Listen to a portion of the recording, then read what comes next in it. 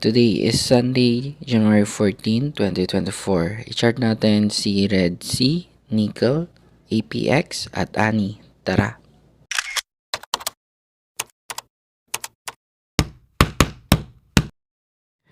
Unahin natin pag-aralan si Red Sea. Dito sa daily chart, mukhang interesting yung chart niya. Uptrend kasi siya at nag-create siya ng higher highs and higher lows. At kung mapapansin natin, nag-create ito ng panibagong all-time high record. Pero kung titingnan din natin tong mga kandila, hindi siya buo-buo. Try natin i-check yung number of trades at traded value niya nung Friday. Base dito, meron siyang 54 trades at 621k na traded value.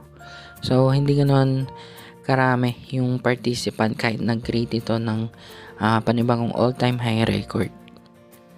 Balik tayo sa chart. No? Try natin tingnan yung volume. So, dito medyo dry yung volume sa part na to. Tapos, dito nagkaka-volume.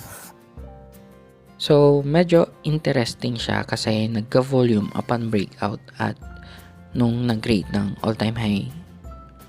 Ngayon naman, try natin sukatin kung gano'n nakataas yung inangat niya. So, nasa 55% pa lang naman yung inangat niya. No? Usually, kasi mga 200% kadalasan yung nakikita kong movement.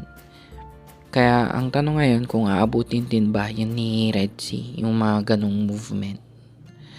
So, let's see. Sa ngayon, I think maganda naman yung pinapakita ng galawan ni Red Sea. So, I might consider this buying, especially kung nag-pullback. And as long as hindi nababasag ni Red Sea yung higher low, I think okay naman siya, no? Tapos, mag-set siguro tayo ng cut loss dito para protected pa rin yung capital in case na hindi tumuloy yung uptrend. Next is nickel. Dito sa weekly time frame, it looks like nagre-range lang si nickel, having a support at 4.78 pesos and resistance na 6.30 pesos. For me, hindi ganoon ka-attractive yung price action niya sa long-term view. Dahil dito at dito. Pababa kasi siya. For me, weakness kasi yon, no? Pero syempre, sa range pa rin tayo magbe-base. As long as nag-hold yung price sa support, I think wala pang dapat ikabahala, no? Pwedeng mag-attempt uli kasi siya na balikan yung resistance. Sa ngayon siguro, kung papasok ka, mag-set ka na lang ng cut loss, mga 5% mula sa support. Para at least protected pa rin yung capital. With regards naman sa risk-reward ratio, I think yung risk is medium at yung reward naman is medium to low. Next is APX. Kung long-term view ang titingnan natin, after pa naman tong APX. Una is nag-crossover yung mga moving average.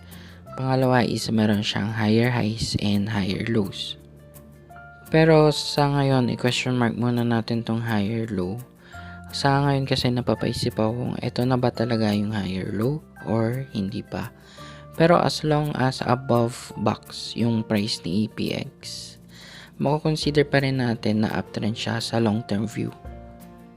At kung mid-term view naman yung titingnan natin, naglalaro lang yung price ni APX mula 2 pesos to 3 pesos. So, almost 10 months na rin siyang nagre-range, no? So, sa midterm, posibleng sideways si APX or pwede rin bumubuo siya ng pattern at nag-hold yung price sa red na moving average. At kung sa short term naman, mukhang bearish pa si APX, pwedeng i-revisit niya tong red na moving average. So, let's see, no? Kung risk-reward ratio naman yung pag-uusapan natin, I think hindi naman siya high risk. Siguro medium to low risk lang siya. Pero para sa akin, ang tinitingnan ko talaga yung uptrend si APX. sa long-term view.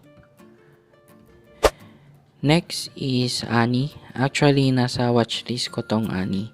Then, nung nakita ko na umabot siya ng 0.63 at nag-create ng new all-time low record, I decided to remove temporarily sa watchlist ko.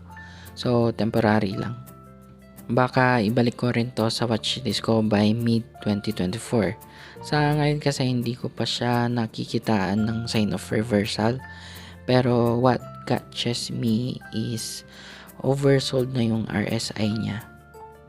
Mapapansin natin na below RSI 30 na siya. Pero syempre kahit oversold yan, it doesn't mean na bibili ka na agad.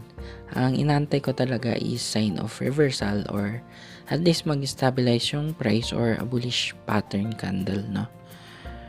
Sa ngayon kasi totally downtrend pa si ANI, creating lower lows and lower highs.